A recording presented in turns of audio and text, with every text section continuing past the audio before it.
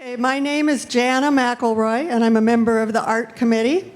We'd like to welcome you to the 19th Century Club, where our mission is strengthening our community through learning, giving, and sharing our landmark building. We're very honored to have our speaker today, Gloria Groom, who is an internationally acclaimed scholar and author on 19th century French painting. She's going to give us a talk today previewing the exhibition by Gustave Caillebotte that's coming to the Art Institute this summer in June. And I'd also especially like to thank Susie Helfrich and Emily King for sponsoring this program. Dr. Groom is currently chair of Painting and Sculpture of Europe and the David and Mary Winton Green curator of the Art Institute of Chicago. Since joining the museum in 1985, she has been involved in major monographic exhibitions and catalogs of all the influential Impressionist and Post-Impressionist artists, including the exhibition Impressionism, Fashion, and Modernity in 2012. In 2013, she was made Officer in the Order of Arts and Letters, and in 2016, she was awarded the title of Chevalier in the Legion of Honor. So please help me welcome Gloria Groom.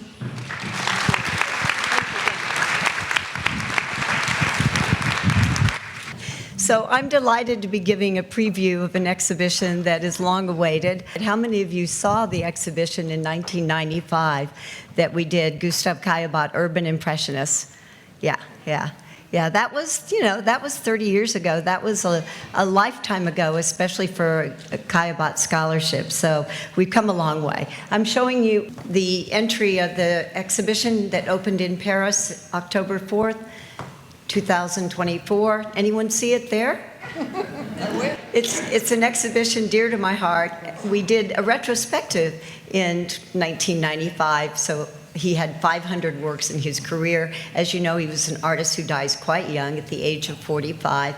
And so his works were really known not for his works, but the works he gave to the Musée d'Orsay, which is fundamental to their collection. And in Paris, they not only had the exhibition that I'm going to speak of, they had an exhibition of all the works that had been given at his bequest when he was 28, and he wrote a will because his brother, who was 26, had died that year, and he really felt that the Caillebotte family were not destined for longevity. And so at that point, he wrote up a will willing his paintings by unknown artists at the time, by Monet, Sisley, Cézanne, that became the foundation of the museum we now know as the Musée d'Orsay. Caillebotte was unlike his Impressionist colleagues in the sense that he really wasn't born into art. His father was a textile manufacturer. The family was second-generation wealth, and they lived in the area around Saint-Denis, kind of near the 3rd arrondissement. Think about kind of near, but not so near, the Centre Pompidou. And it was only when he was a teenager that his family sold the business and acquired great wealth and moved to a block that they basically built their mansion on, and this happened to be the same property area where Haussmann, Baron Haussmann, was tearing down the medieval streets and reorganizing Paris. And so Martial Père, the father, bought this land and built this amazing mansion that's still there today, and that's where he and his brothers grew up. Caillebotte grew up with brothers. He had 3 brothers, one of whom was 14 years older than himself, was a priest. He had a brother who was a composer, and a brother who dies mysteriously at the age of 26. So he's a male-dominated childhood. His mother is actually the niece of the wife prior to her. His father has 3 wives, kind of complicated, very Balzac. But they didn't grow up with art in the house, and Caillebotte dutifully, as his brother had trained to be a priest and one a composer, he trained to be a lawyer, decided that that was not for him, went into art, totally supported by his father to the extent that he actually had built in this house a studio for his art. And most of you will recognize the painting Rabatteurs, the floor scrapers. That is probably the painting by which he is best known because it was the only painting to enter the Paris collection, the state collection, in 1894. because Caillebotte, in his modesty and in his thinking that it's my friends, not me, who deserve to be seen, he appointed Renoir as his estate person, and Renoir was dutifully giving his collection, but he chose 2 Caillebotte paintings, one of which we hardly ever see. It's Rooftops in Paris, but the other one is The Floor Scrapers, by which he is best known, until 1995, when we sent our painting over. And we're so lucky in Chicago because we've grown up with Caillebotte. We just think of him as, we don't know the name, but we certainly know that this is the painting that makes the difference. And we bought that painting in 1964. It's one of the few paintings that wasn't given to us by 1933. There I am with the 2 curators, one from the Musée d'Orsay, Paul Perrin, and the other one from the Getty Museum, where the exhibition will be here until the end of May, and as you know, it opens at the end of June here. This is the collection that was given to the Orsay through his will. They only took a little more than half of it. They refused the rest, and these Cézannes and Monets ended up in other museums around the world because the French state was not ready to recognize Impressionism as their basic bread and butter. But just to show you a few, I mean, this is just Caillebotte collecting his friends that needed money. So he would, he felt so strongly after he was invited into this group that he wanted to help them, and he had the means because after his father dies very early, 1874, he and his brothers are left with all these rental properties in Paris, and so they were called rentiers. They lived off of their father's income for the rest of their lives. None of them had to work. They all had extraneous money, I guess you would say. But anyway, some of these paintings, I mean, you just like this, what would Orsay be without these paintings? Manet's on the balcony, Monet's, this incredible interior, the Gare Saint-Lazare, one of the 7, Cézanne, the pastel ballerinas and then, of course, this one. This is the one I told you that Renoir donated to the state and for which he is best known. It's an incredible painting, and I know we had it at the Art Institute in 2016. But it's characteristics of everything that we know about Caillebotte. He's really a painter's painter. He's a painter who works from drawings to studies to the final composition, and he paints realism in a way that none of the Impressionists were doing at the time, but at the same time with this incredible, almost wide-angle focus, with this radical perspective, very close to his subjects, and of course his focus on the human body. In 1995, we showed some landscapes, we showed still lifes, but really his interest, his true heart, is in his figure paintings, and that's what separates him out from the other Impressionists like Monet and Pissarro. The exhibition came about when the Getty first acquired the painting on the left, Man at His Window, which is actually René, who's going to die the next year at the age of 26, looking out of the family home on the Rue Miromesnil in this great mansion that was built on Haussmann's new development. And on the right, it's a painting that Louis Vuitton helped the Musée d'Orsay buy. So these are like 49 million and 52 million paintings. So you can imagine that a painting that the Art Institute bought in 1964, the biggest he ever did, for $80,000. The guy's been recognized. He's no longer the unknown Impressionist. He is the Impressionist who has quite a market value. And then they came to me and they said, we'd like to borrow your painting. And I was like, yeah, right.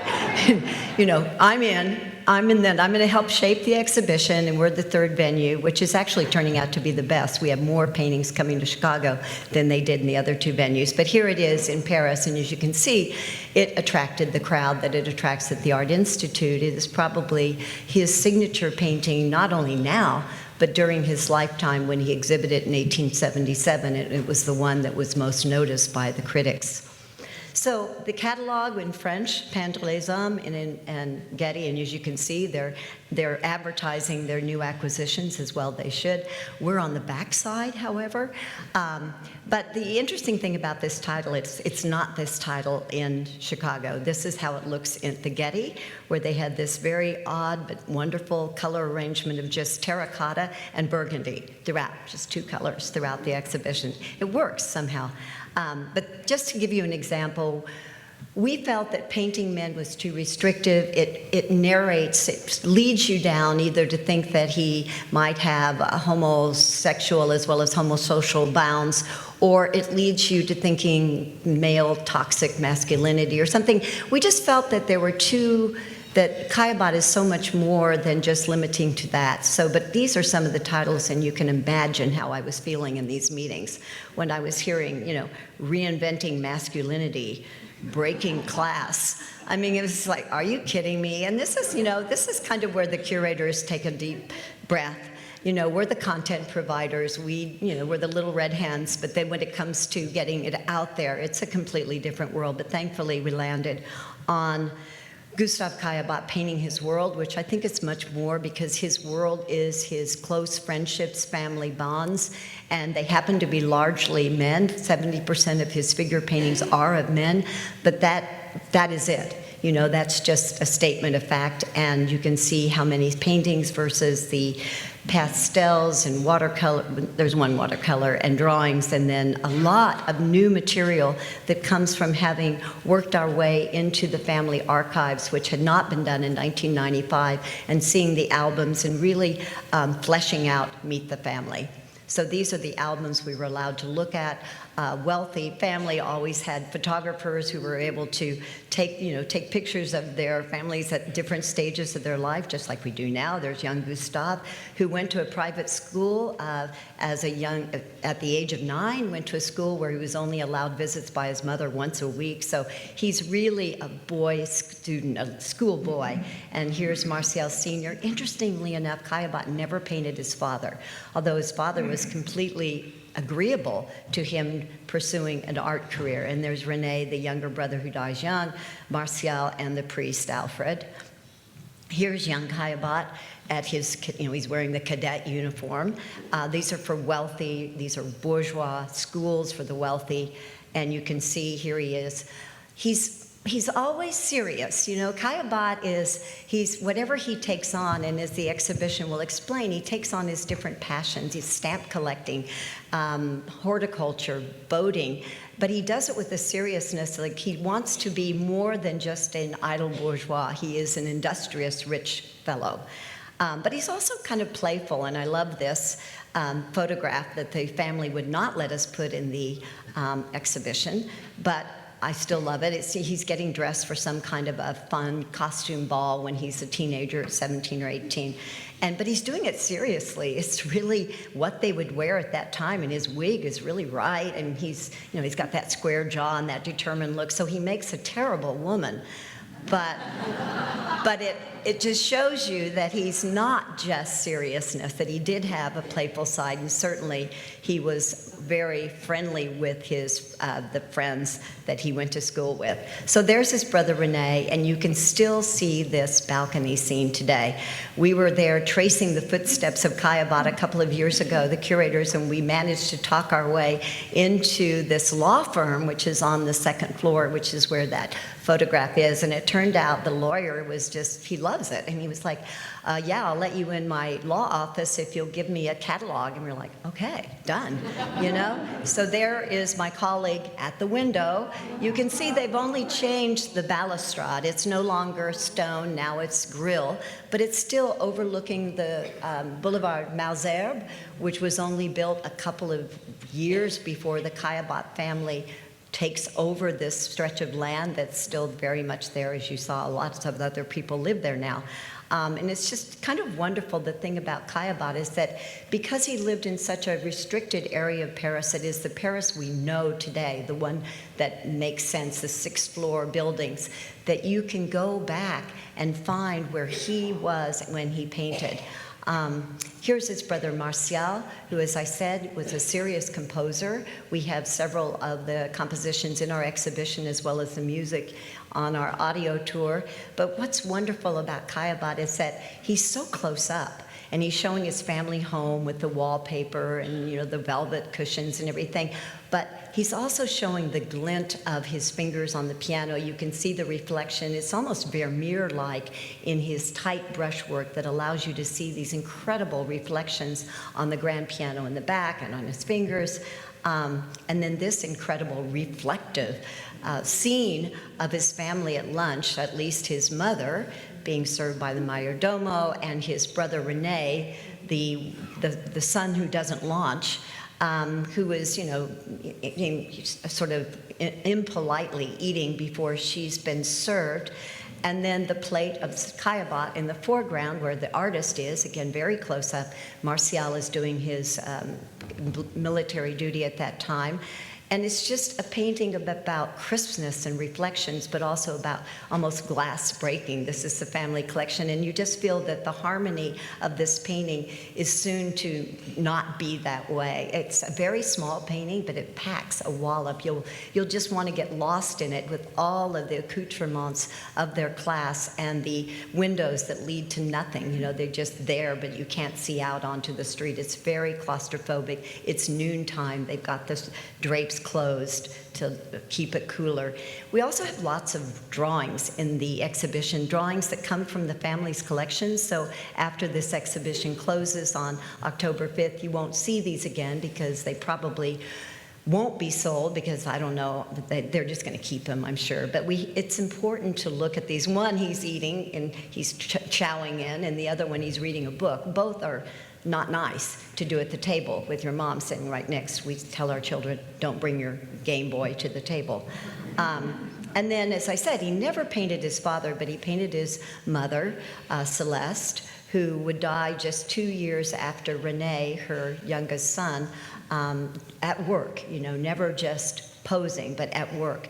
And her brother, their uncle, their friend, reading a book in that house, and you can tell the house, you'll see repeated these red velvet tufted Second Empire chairs. So that's what he grows up in. He grows up first in rentals, and by the time he's 16, he's in this incredible wealth in this private mansion. And interestingly enough, when he starts to get interested in the Impressionists and they in him, it's through, he invites them to his home, you know, to have dinner.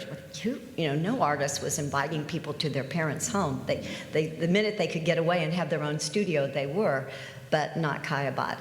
He also had a house outside of Paris at Hyères, where beginning when he was 12 years old, they would go for part of the year from like August through October. And it's a big home that's now visitable in 45 minutes outside of Paris, where it's all fake, because even when the Caillebottes moved there, it was already furnished. So they did not buy any of the furnishing, they bought it already done.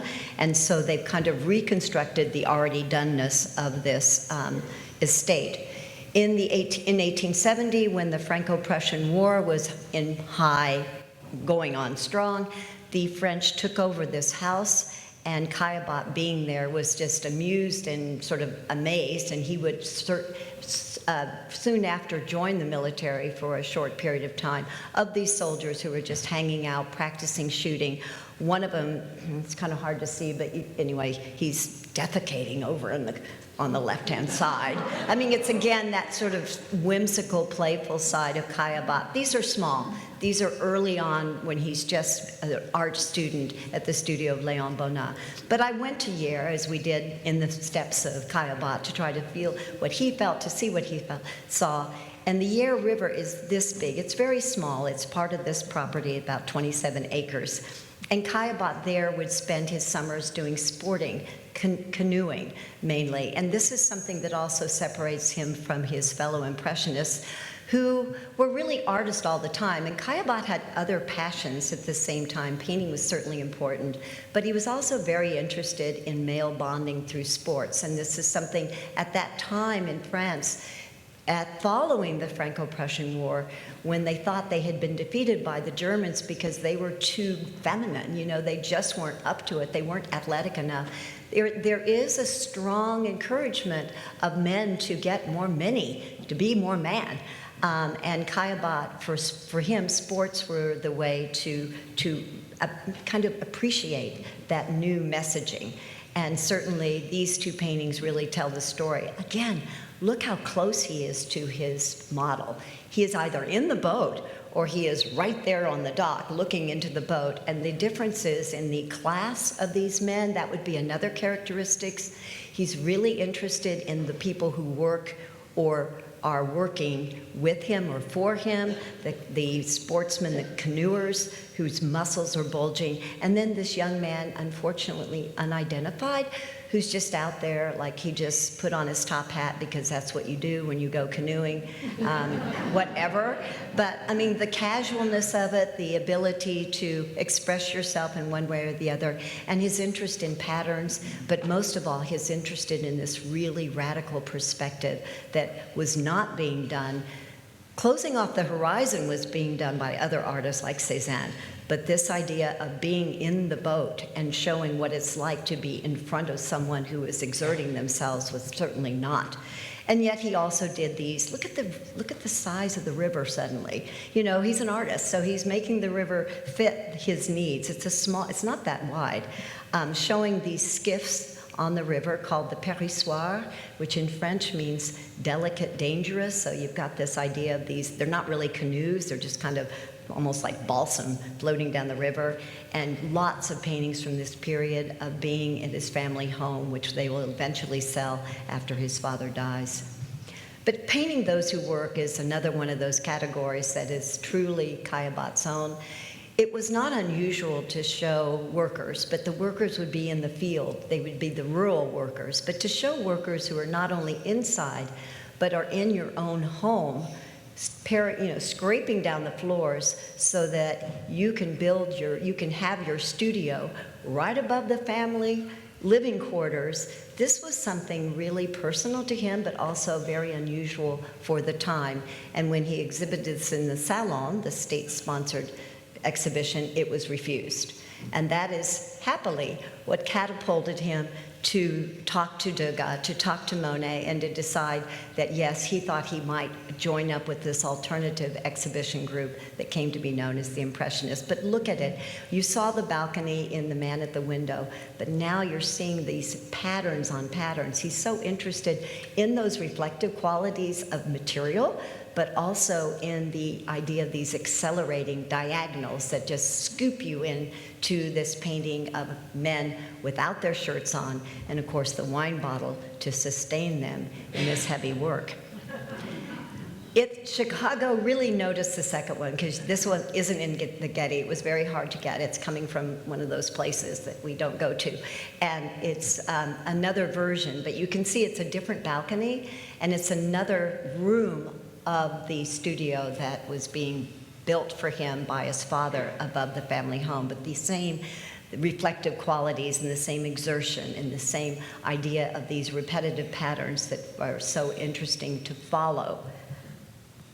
And of course, the drawings that are, I think, exquisite. So in the beginning of his career, when he comes out of a regular studio, an art studio, this is the way he builds up his paintings, drawings to oil sketches to the final composition. And you know, this is something we don't think about so much with Impressionism. We always think it's a la prima, maybe with the exception of Degas. But for Caillebotte, these are very, they were never exhibited. They were his private note-taking, but they exist, and it's wonderful because you can tell how fascinated he was by the gestures of work. And then this painting of the painters, right below that window that you saw his brother looking out of, there's a wine shop. And that's where these men are putting the finishing touches on the gold lettering above the wine shop. And I think it's one of these instances where, I don't know if I can make this work, but let's try it. There we go.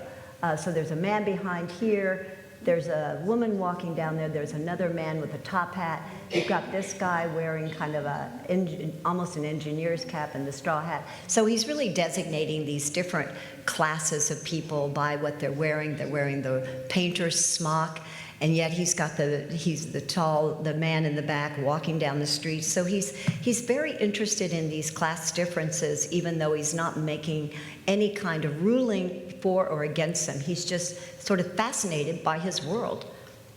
And again, these wonderful drawings that just put you where, these are the sketches that went into the final. I love this one.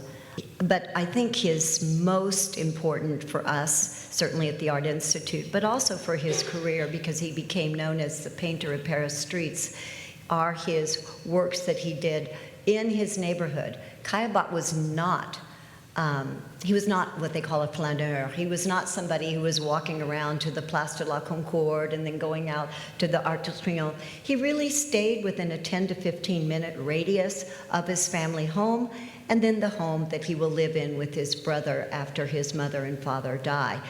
We'll have maps in the exhibition to really situate you there, how close he was to the Gare Saint-Lazare, how close he was to the intersection where our painting was done.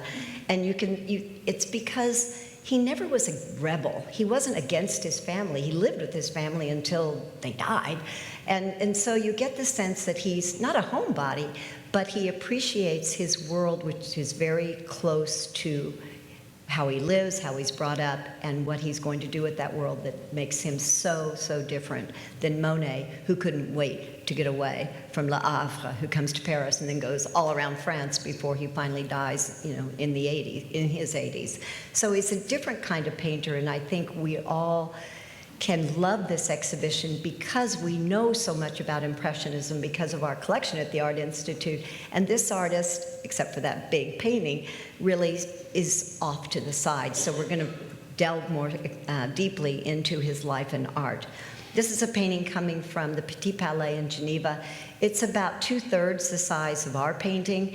And again, it has that rushing acceleration that you saw in the floor scrapers. They did it, they were doing it with the lines being the lines of the floorboard, but here he's doing it simply with the shadows of the grid of the iron trellis and the sidewalks going down over the Gare Saint-Lazare, which you barely see over to the right, just indicated this train station by the little puffs of smoke. Again, maybe the painter in that kind of smock, maybe one of those drawings made him a well-dressed bourgeois, possibly Caillebotte himself. It's the closest we have to thinking he may have put himself into the painting, talking to a well-dressed woman that we don't really know if he's talking to her or passing her by, another man in a worker's smock, and then this dog. Caillebotte loved dogs. He also loved children. He did not have any children. It's because of his brother that we have the Caillebotte legacy. But he includes dogs many times, and you just get the feeling that he felt very comfortable, maybe male dogs. Not quite sure.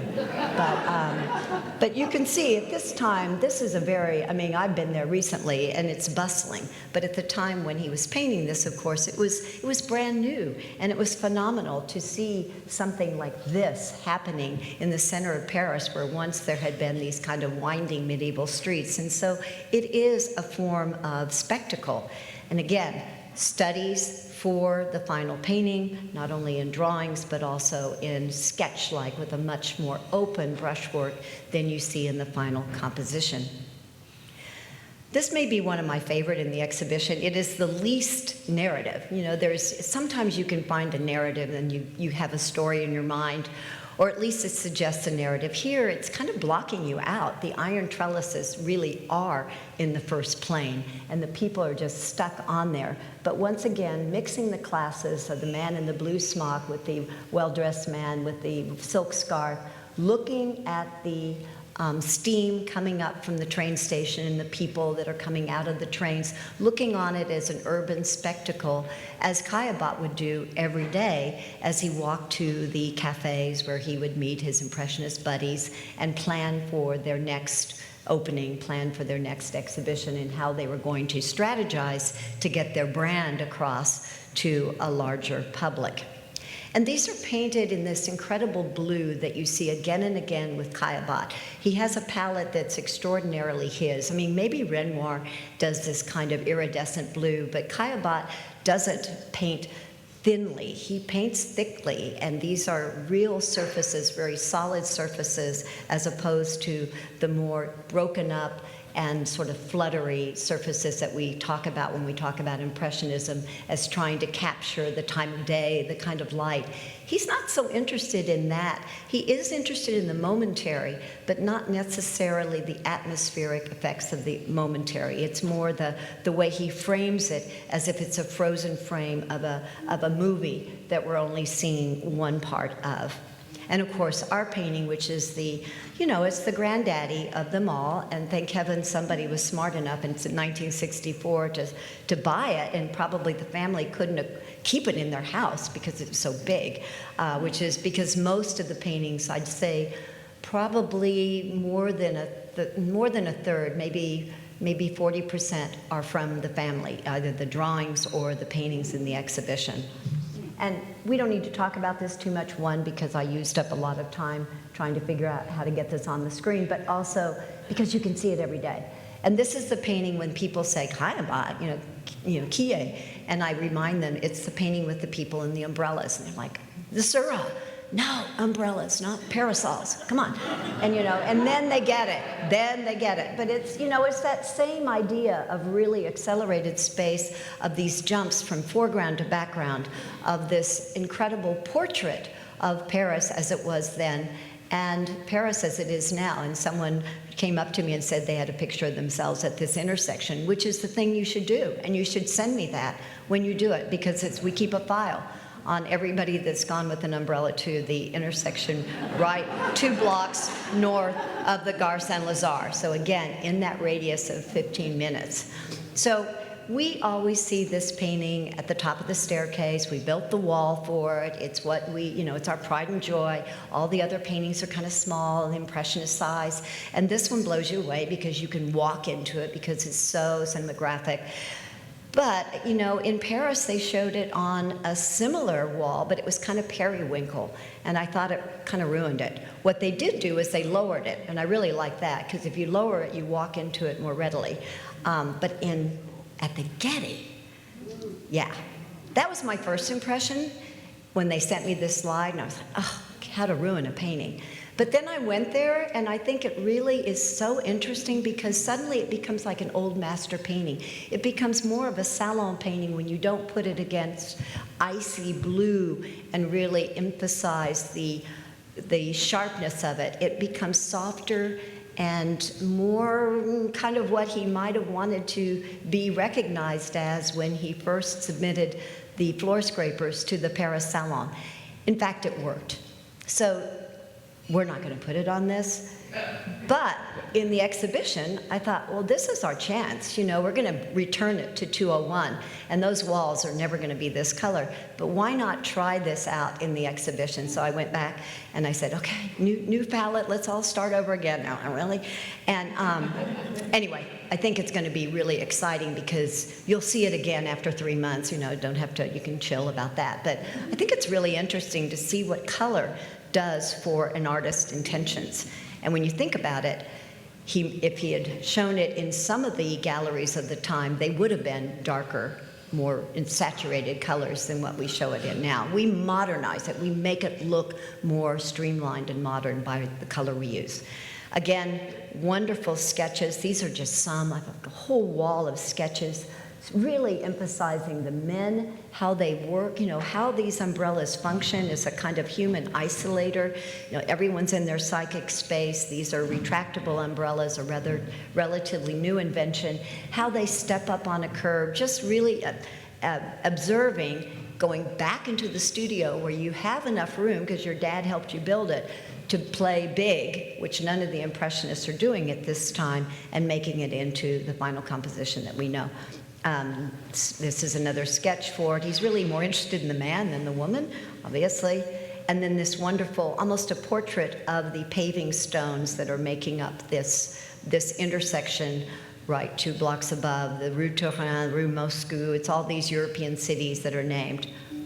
And the reflections. That's where his Impressionism comes out. It's not so much in the people, which are seen very, very realistic in some ways, very delineated, but it's in the pavement stones which are catching the light on that day when it stopped raining, but people haven't sensed that yet, and so they've still got their umbrellas up. It happens all the time in Chicago.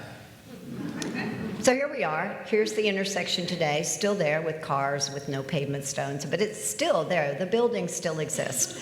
I'm going to try something here because we own a small drawing, which we realized is 1/7 of the size of the whole thing, and that it actually played a big role. And the way we figured that out was to invite a professor at the School of the Art Institute who specializes in the camera lucida, this way of looking, having it on there and having a reflection, almost a mirror image on your paper, and you trace it. It's like we used to do when we were kids, and I'm going to try to do something here.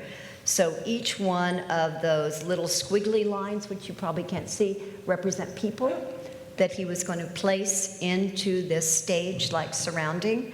Here's Pablo Garcia, our camera lucida professor at the school. The drawing represents sort of two phases. So the first is Caillebotte drawing on site at the Rue de Turin intersection.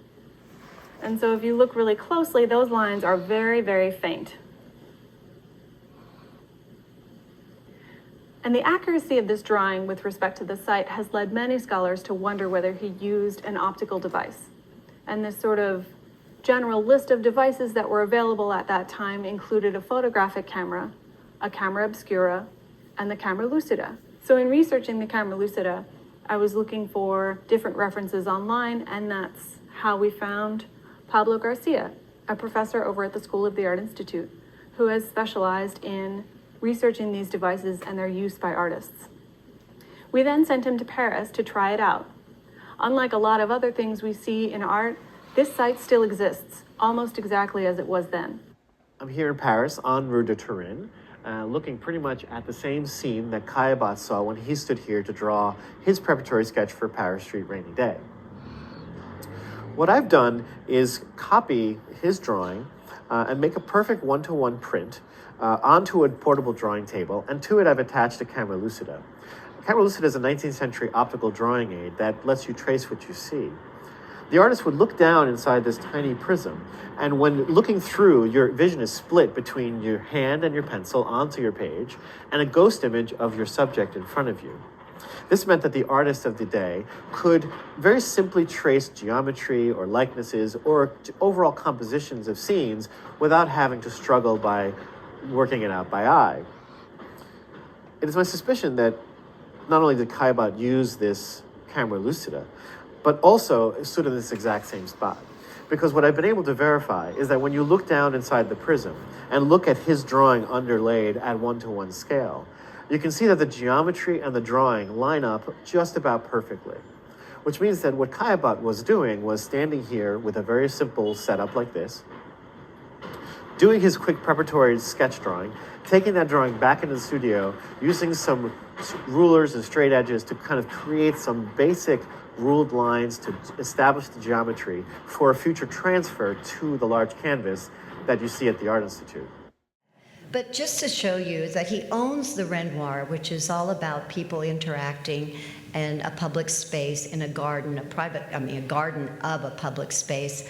And here's his. You know, it's so different. He's so interested in what's happening kind of off the stage, and Renoir's interested in what's happening between these luscious young women and their dates. But he also paints at the same time, just a couple of years later, these more on the street scenes where they're smaller, and so he opens up his brushwork.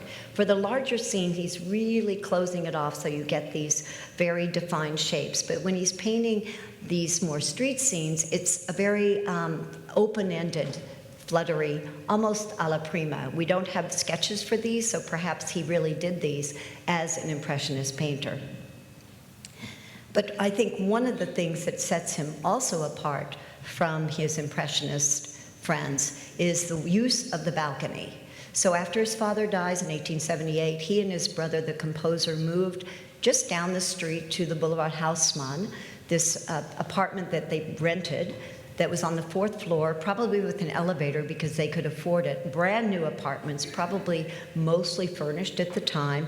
And he and his brother lived there for a number of years. But the balcony becomes like an altar space, like another living space where he invites his closest friends from childhood and from his neighborhood. The men in this exhibition, which we know a lot about now, all live within walking distance of him, and they kind of hang out and he paints them. And you're actually looking across from what is now the Galerie Lafayette, so that kind of can situate you. It did for me. So here he is. And there's this weird thing that I did not understand what it was. It's this like weird little thing. You see it here, and I thought it was maybe birds or something, but then we got up into this. So again, we talked our way into the 4th floor of the Société Générale, which is the private banking floor of this bank. And we were allowed to go up there, and there I am. So it's just the idea that you can still be at the window, that you can still be on the balcony and see what he saw, which is so similar to what it is today. These incredible looking down from the balcony onto the traffic islands and the park bench and the grill around the tree. These kinds of things are still there in Paris today, and when you're looking down, you're seeing just the same thing, the grill. You know, it's just, it's what makes Caillebotte so fun to work on, because you can be Caillebotte, you can go his life. Fashioning modern life. But Caillebotte, as I said, didn't just paint women. He also painted men and women, and he set them up. So here's one of his good friends, the owner of most of the paintings that he either sold or gave away during his lifetime, Paul Hugo. And I'm just showing you how different he was from needing to paint and just painting because he really wanted to paint what he saw. So this is his friend. Renoir would never have done a full-length painting of a man because it's not commercially viable. He's going to paint women in fashionable clothes in order to sell. He also painted the soldier. You know, this is something that was important for him early on in his life. He did a little military service, but this casualness, this soldier that feels comfortable putting his hand in his pocket, smoking a cigarette, a soldier at ease, as he was in his upper middle class society. And here are the two paintings that I just love and what contradicts painting men. Positioning his best friend, Richard Gallo, with an unknown woman, perhaps the partner that Caillebotte lived with in the last 12 years of his life, to whom he bequeathed an annual salary, so we know he wasn't completely monastic, in the brothers' apartment. And you know that their apartment is that way because of the silvery walls and the gold filigree. Setting it up as a kind of a bourgeois menagerie, you know, like this is a couple that knows each other very well, as they were read by the critics, that this is the boredom of marriage after how many years, although they look quite young. His only public painting, again, a friend, his notary that he's known all his life, the family notary's son, in a cafe where he's just kind of looking like, you know, he's just there, he hangs out here. Caillebotte gives him an identity in this painting that he doesn't really have in real life. And so what I wanted to do, you know, in fashion and impressionism, I had all the women's dresses. Well, men's clothes are boring. And so I thought we were just going to have the hats, because he, as you've seen throughout this lecture, he really uses hats to show status, to show demographics, and so we put these in. This is at the Getty. The one hat we couldn't find is the one on the far right, that weird kind of pith helmet that he wears in the early canoeing days at Yale. So we had a professor at the School of the Art Institute who teaches hat making make us one. And she was so excited, and she came to the opening, and it was all good. And she actually used 19th century straw that she just happened to have in her studio. So again, trying to show what he was seeing whenever possible. And in the last part of the exhibition, we do the portraits of his bachelor friends. Some of them married, most of them did not. It wasn't because they were necessarily of one gender interest. I think it was because they were wealthy, and people married for economic reasons to blend fortunes, and many of these men didn't need that, and so they remained bachelors, and some of them married and had children. But the one on the right is the man you saw in the cafe, just to show you how art is artifice, and he's playing with the idea of a man in a bar, and then a man who's in a very almost feminine pose of looking out of the window, something you would see in a Mary Cassatt or or a Morisot, with the balcony onto the foliage. And here's his best friend, Richard Gallo. You saw him in the couples paintings. Here he is again in very different modes of seeing him. Here's one of his cousins, a scholar, and it's like, where is Caillebotte when he's painting this? How close is he? And where is this man sitting? And how is he sitting? Is he kneeling? And it's really difficult, because it's not about that, it's about his concentration. He's using this very claustrophobic composition to impress upon us that this is a scholar, this is a man who lives by his mind. And then this wonderful painting of his brother in the brown suit at the right with friends. You've seen Richard Gallo standing up. Paul Hugo, the one in the full length, is on the sofa. So you get to know these characters as they reappear, because they're his models. They're his friends, but they're the ones that are there in these very different activities. And his self-portrait, where he shows himself in his living room. He doesn't have a private studio. He's done what most women artists had to do, was kind of work at home. He could have a private studio. He chooses not to. He feels comfortable with his balcony and in his home. And you can see the Renoir painting on the right that we saw earlier that's part of his studio. And probably towards the end of his life, he paints two nudes that are still indelible in art history. The male nude, which had not been done except in academic painting, probably someone he was sailing with when he moves to the suburbs of Paris, and he becomes very involved in yacht racing, even to the point where he builds yachts for racing and going faster. Was probably one of the sailors drying off in a bathroom. He has two male nudes, and these are the paintings that no one can quite figure out how they work, but they're beautiful.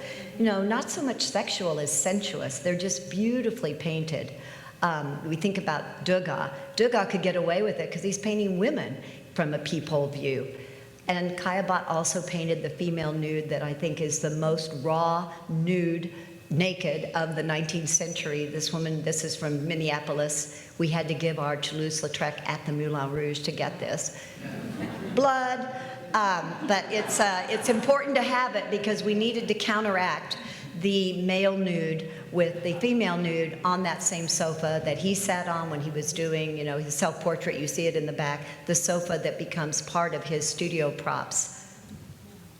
And after Paris, as I said, he becomes very involved to the point of being the head of the yacht club. There's lots and lots of information from the Yachting Club of Paris. People come to see him, they visit him, his friends, they play boule, they, you know, bicycle around. He's got dogs, he's happy. He's no longer exhibiting in Paris. That doesn't mean he's not interested in what's going on in Paris, but he goes there very infrequently once they leave the apartment and his brother marries and starts having a family.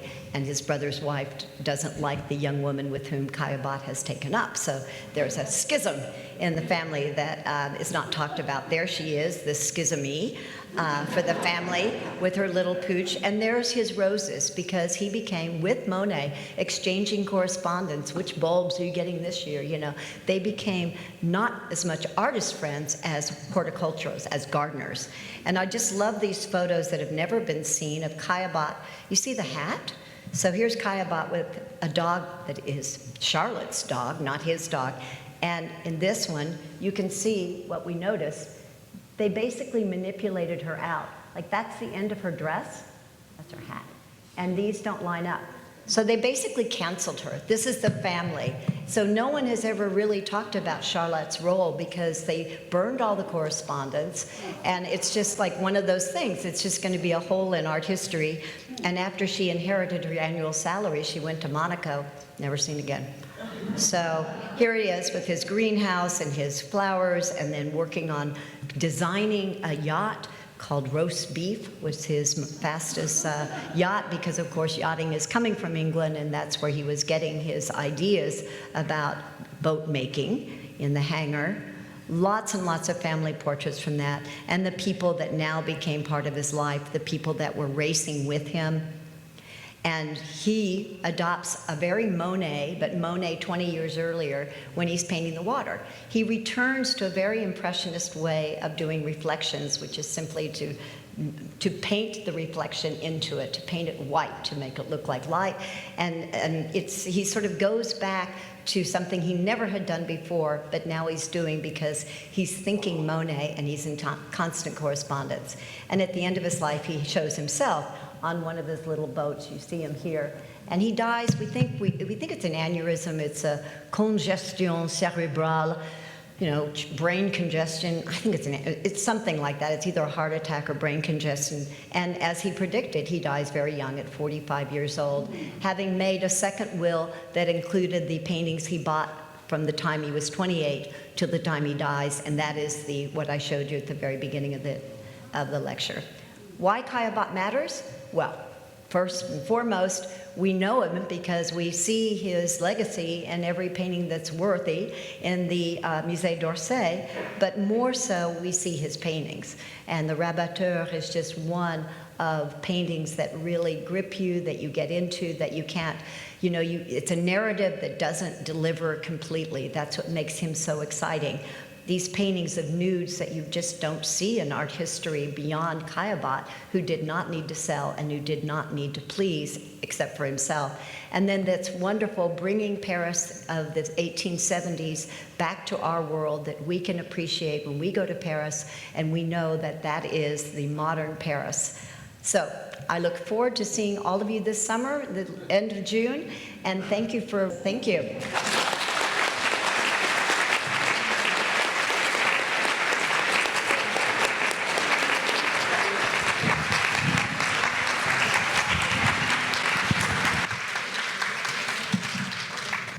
Do we know who Caillebotte was looking at? Beyond the Impressionists, maybe historical paintings, old masters? Such a good question. Well, he studied with a painter who was really looking to the old masters, looking to Caravaggio, looking to realist paintings, that 17th century. And he also loved Manet. Manet was his touchstone, I think. I think that's the closest artist you can find to his aesthetic. But as you saw, I think he was very much knowing, but not in the same way as artists who grow up with art. Like Degas grew up with art collections. He didn't have that kind of thing. He grew up with normal, prints on the walls. So I think you can say his art education, that 1.5 years with an academic painter, would have inspired him. Right, I'm thinking about Dutch and Flemish painting. That too, I think that finish, that interest in reflections. We don't have any, he owned the history, he owned Stendhal's history of Italian painting. He owned books that we know he could have looked at, but I don't have any exceptional evidence for anything. Well, thank you very much. I enjoyed your talk very much. Thank you. Just a very quick question. When did we see the first emergence of his drawing? Because I didn't get a sense of a very young age when he started, and of course he must have been doodling at some time. I think he starts in school. Drawing is part of the bourgeois education for a young man, so he would have started in his teens drawing. He would have had drawing lessons, and then when he goes off to when he's 20, when he enters the studio of Léon Bonnat. So I think, his drawings aren't that great, but they're important because they show gesture and observation, but, they're not experimental. They're really working men's drawings to get from A to B. When you said that we had to give Minneapolis at the Moulin Rouge, did you mean as a loan for an exhibit? Okay. Yeah. Because there were things like the Village of the Mermaids and things like that were sold, and I thought... No, it's coming back. It's simply, it's a loaner. It's you give me blood because you're asking for our most important 19th century painting. And as you see in the exhibition, we couldn't do without it. There are some works that you start with and you have to have them, otherwise everything else falls apart. I've always been fascinated by the composition of Rainy Day in Paris, and I was wondering if you could comment on it, because you got the lamppost right in the middle, and then it kind of goes into the male figure. It's like being able to separate the painting into two halves. So. Yeah. A lot of ink has been written about this painting because it was here so early, and Kirk Barnadoe in the 70s wrote about it. If you go on our website, I'm sorry there's so much on it. If you go, we've done a lot. And that video one that really shows how we got from the drawing to the final is there. It's worth looking at. But yeah, he's a master at framing, that's what and even when he's building his boats, he's really precise. He's very serious at framing. Nothing is, even in those boating paintings at the end, nothing is really, it's not really spontaneous. He is a serious, there's a new book out called Art is a Serious Game, and it's about Caillebotte, and that's what it is. For him, the stakes are high because he's slightly younger than the Impressionists. He's entering late. They've been together for 10 years, and he really feels to prove himself. And his way of proving himself is to do something that was so radical and quite subversive, even though it's narrative. It's still radical. First of all, thank you for that exhibit in 2012. I took my granddaughter. She was 7. She drank it up. It was just wonderful. And second, this is a reality check. I had this thought when I was at the Art Institute for the Telonia collection. That was a very scary thought. And I was wondering, as I said, this is a reality check. I had the thought that, considering the political situation, do you think there's any hesitancy in the world outside of the United States for them to be lending us their art? That's a big question. I cannot comment on that. I mean, every day there's a new world. So, you never know where we're going to end up a year from now. I don't know. We're still keeping on, assuming that we have great relations, that art transcends politics, and that we'll be fine. How difficult is it to move the valuable, fragile works of art kind of halfway across the world? So the big scare was when the Getty was under fire, literally, and they had to leave Orsay January 9th, and that all the fires were happening, and the family didn't want to lend, that nobody wanted their works to go to California, and they had to leave Paris. So they were put in a warehouse. And that was the biggest scare of all, because it was, we had to convince them that the Getty is a fortress, and if you're going to lend, you should lend to the Getty. And but then they were worried about people getting to the Getty, and would anybody come see them, and blah blah blah. So we ship art all the time. So that part is not the scary thing. What put us in jeopardy of an exhibition was the fires, and luckily, by the time this opened, February 24th. There was no scare, that everything was taken, at least controlled, as much as they could. It never got close to the Getty on the Hill. It got close to the Villa. It never got close to the fortress. And then everything comes by truck to Chicago. You mentioned family. Did he leave any descendants or his brothers? No, his brother is the reason. His brother has 2 children, and Genevieve, his wife, is the reason that we have and most of his collection stayed with the family, with them, and that is their family and their descendants who are lending to this exhibition. So there are contemporary descendants of his brother? Yes, and there are lots of them.